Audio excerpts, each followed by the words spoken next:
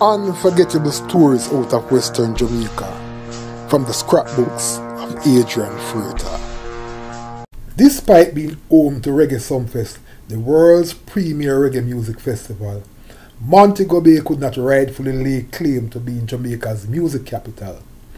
That designation belongs to Trenchtown in Kingston, which is home to reggae greats such as Bob Marley and the Wailers.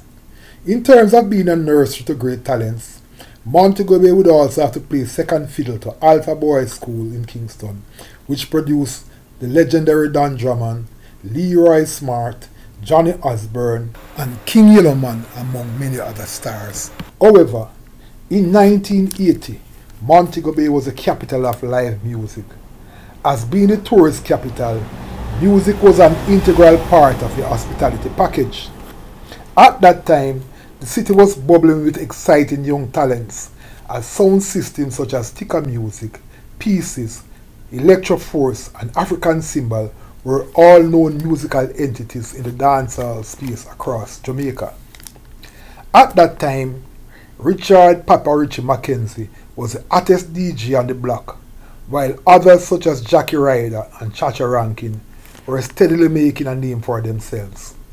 On the singing side, Bobby Blue, First Blood, and Jacint were well-known names.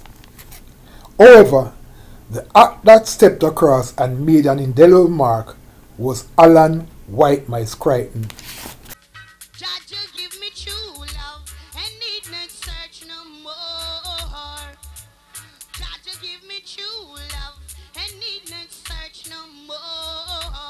But in them days, I used to just, they're around the elders, them and the mentor, and show you how to make a song and write a song and just put something together, and it sound good. At that time, White Mice was Montego Bay's first authentic child star. While White Mice emerged at just about the same time as the likes of Pants and Sonny and Cat Paw and Junior History, among other rising young talents, he was the one who found a hit song, In True Love, which catapulted him to instant stardom. In addition, he went on to become a part of Sugar Minot's Youthman promotion camp.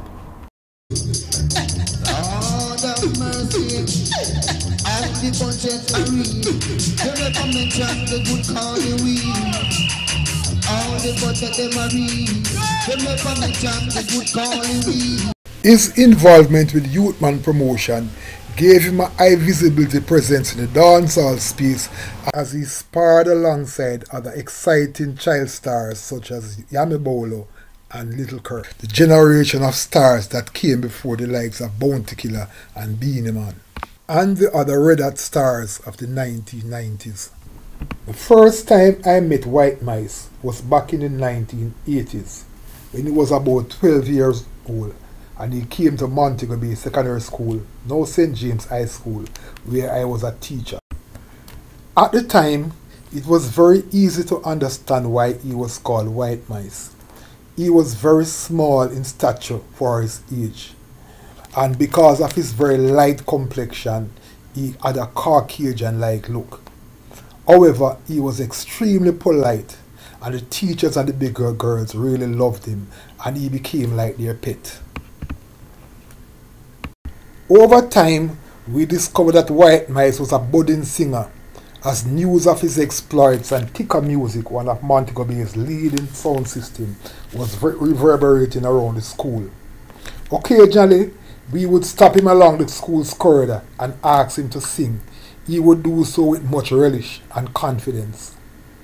Over time, we began to see less and less of White Mice at school, as in addition to Tika Music, he had aligned himself to Kingston-based sound systems such as King Jammy's Hi-Fi and Youthman promotion, and he was also getting busy in the recording studio at both King Jammy, which is owned by fellow Montegonian Lloyd James, and at Channel 1, where his progress was guided by Junior Delgado.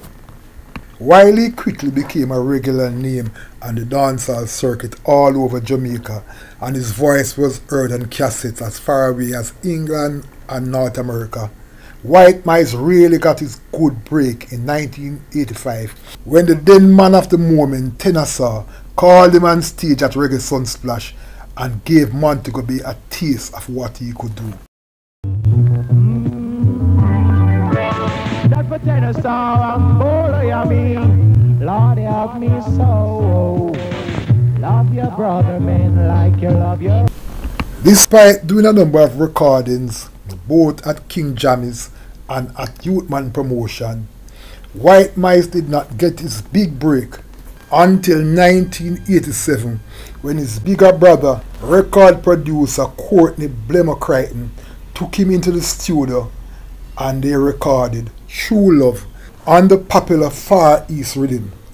The song became one of the biggest dancehall hits of all time, opening doors to White Mice in North America, Europe and Japan. Jaja give me true love and need not search no more. Jaja give me true love and need not search no more. While White Mice was never able to replicate the success of True Love, he continues to be a big singer on the international reggae stage, touring Europe extensively and making a name for himself in places like France, where he has a very solid following until today. While he has long evolved past the child star era, White Mice continue to be relevant in reggae music today. And if you should hear a voice that sounds like him with the moniker Iowa, don't think it's a pirate, it's the same White Mice from that time to this Iowa. While many new stars have emerged in Montego Bay since the childhood days of White Mice, he remains like a cornerstone in Montego Bay's music, and I am sure that artists such as Jacure, Nature Ellis and Queen Ifrica, who are now bonafide star, would have been influenced by him in their younger days. It therefore goes without saying that Allan White Mice Crichton is one iconic trendsetter that Montego Bay should be proud of. You well versatile, and I born as a disciplined child. Mice man, you're getting well a while. Jaja give me true love, and need not search no more. Jaja give me true love, and need not... I remember the very first time I met White Mice. It was at the main entrance into the 7th grade block at St. James High School. Vice Principal James Parkinson called him over and said, "Young man, what is your name?" And he replied, "Allan Crichton." And Mr. Parkinson said to him, "Spell it." And he said, "Allan Crichton." And Mr. Parkinson said, "I didn't ask you to pronounce the name, so I said, spell it." To which Allan gave him a big broad smile. Mr. Parkinson, who was normally very stern, smiled, shook his head and walked away.